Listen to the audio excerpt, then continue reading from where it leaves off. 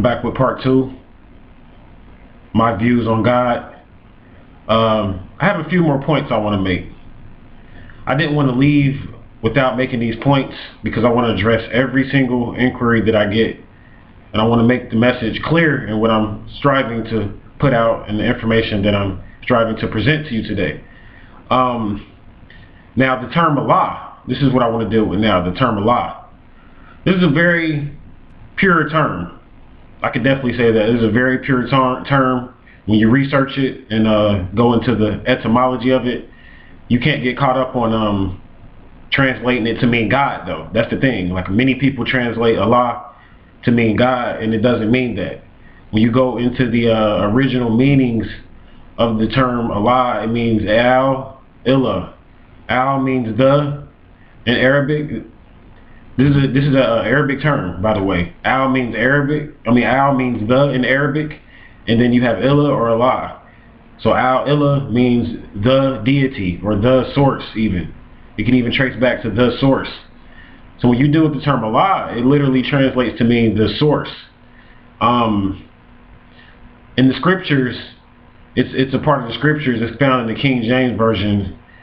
I know for sure, but I don't know if it's in the other versions, the New American version or whatnot. But actually, the prophet Jesus, or the figure Jesus, the Christ Jesus, whatever you want to call him, God's son, he actually addressed, when he spoke to the Father, he called him Eli. And Eli actually comes from Ilah. He said, Eli, Eli, why hast thou forsaken me? And that term actually goes back to the term Ilah. So he actually addressed the Most High as being Allah. So he was very precise in using that term. He didn't use the term God. Even Jesus the Christ did not use the term God. He used the term Allah. So I will say that the Muslims, in addressing the Most High deity, have a very precise word in addressing him as Allah or Ilah. So I'm not really bashing that term. I'm not bashing that term because, like I say, I go to the root words and meanings of words, and that's a very pure term to address the Most High. If you're going to address the Most High, you definitely can use that term. But like I was saying, there's another term that you can use too, which is El. And El is actually that means deity. So if you're going to use El, you're going to have to say Ilion, which means high or most high, El. So you say Ilion El, which means the Most High deity, which is the Most High, dealing with the creative energy that created all the lesser beings and deities. So if you want to deal with the whole religious school of thought and you want to be precise with it, I suggest that you start addressing the Most High by his proper name. Because when you're dealing with this English, you're not addressing the Most High by his proper name. And though your heart plays an intention when it comes to manifestation, I will say that it's all about the intentions of your heart. So the Most High will definitely respond and answer your intentions and prayers and incantations when you reach out to the Most High. But it's better if you use these terms, these pristine, pure terms when addressing the Most High, because you will get a response, to me, what I found in my life, a lot quicker, addressing him from the I didn't want to use the term him because I'm not trying to put any type of gender on the Most High, but when you address the entity of the Most High, it's better that you use these pristine terms, because you will get access a lot quicker. And tones are very important. And names are very important. If names weren't important, then we all wouldn't have names and address people by certain names, because names carry a vibration. When you get into the science of sound and science of music, then you're dealing with the science of tones and vibration. So when you address the Most High, when you address this entity by the proper name, you will definitely get a much swifter response, a more favorable response. But not only that, you won't be as confused, because you can ask the Most High to help you to not be confused, and things will just start to manifest to you. Things will start to become clear to you.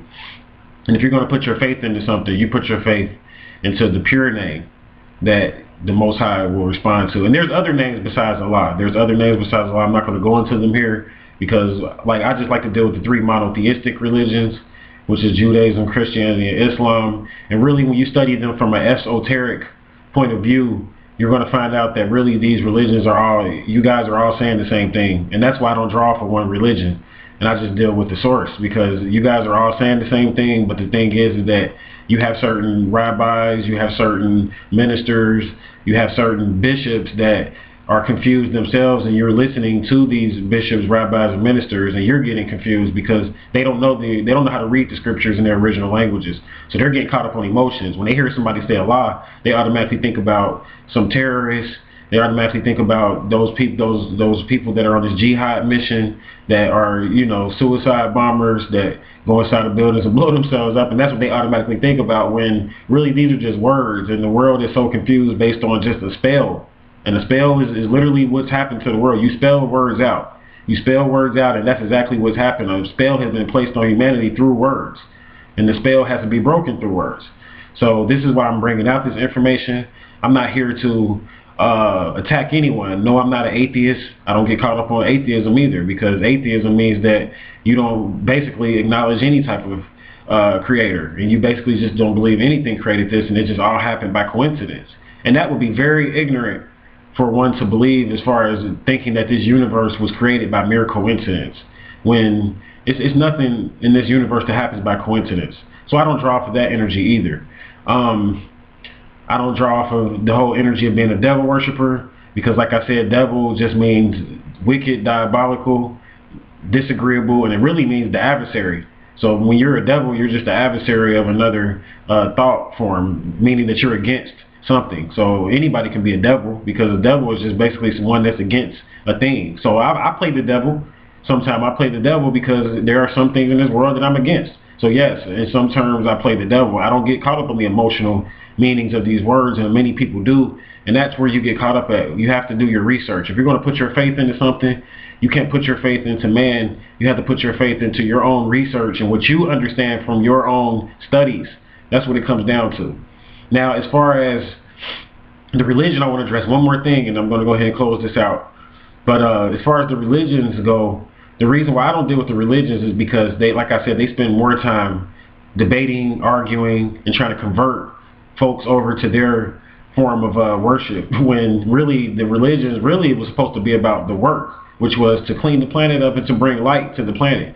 This is a very dark planet. It's a lot of people here that need help. There are a lot of unhealthy people in this planet that need consultation and help, and I don't think that the religions do a just job in helping these people. I mean, many of the religious leaders are sick themselves. They're eating all kind of things that the Bible even teaches that they shouldn't eat. They're eating all kind of things, putting things into their temple, and I'm not judging anybody. I'm just pointing out the facts. So before you go out here and try to convert somebody else, you need to check your own diet. You need to check your own self. You need to really look into your own self before you go out here worrying about the next person to see, are you even right with your higher self? Because that's what it comes down to. It's really about the higher self and the lower self. And what I'm here to do is to basically bring and shed the light of the higher self. Now, there are some people that work on behalf of the lower self. And some of those people can be found within your religious schools, believe it or not. They're not on the path of trying to enlighten the world and bring light to the world. They're not trying to bring light to the world. They're trying to bring darkness to the world. And it's all about bringing light, because people on this planet are confused. They need help. And it's like, if you're not trying to be one of those people that are helping them, then you're part of the problem, which is the darkness. And darkness is ignorance. We have to enlighten our people with knowledge and truth, because the people on this planet need help, and the planet is suffering based on humans' ignorance, because everything else on the planet is in balance. The Most High is all about balance. If you want to be right with him, you have to be balanced. If you want to be right with that entity, excuse me. See, I'm still up under the spell myself by saying him, but I will correct myself. If you want to be right with the Most High, that entity, you have to bring balance to this planet, and that's what it's about. The animals are balanced, the water is balanced, everything is balanced, but you know what brings the planet into imbalance, in a state of imbalance? It's humans. Humans are the people that need help. Humans. And that's why we need more people out here that's going to bring and teach the original information, and not bring spellbinding information to confuse people, to just build up a following so that you can sound smart and have people following you, and to worship and please your own ego. That's not what it's about. And that's what many people are doing in these religious schools and thoughts. And that's why I don't deal with religion. Because religion is man-made, and it's based on an opinion of men of old, that basically is based on an opinion that men have of trying to explain the creator. It's not based on any type of truth and facts, and that's what I strive to deal with, is the truth and facts that I found in my heart from my research and my studies. If you want any help in spiritual consultations, things of that nature, feel free to email me at 13signsastrology@gmail.com. That's the number 13, signs plural, astrology@gmail.com. I'll be glad to answer any of your questions. I will strive to get to all the inquiries. I do get a lot of emails, but I will strive to get back with you on any measures when it comes to the Creator and dealing with that school of thought. So I thank you for watching this video. I hope it was helpful, and I want you guys to have a prosperous, successful, and blessed day. Peace and love.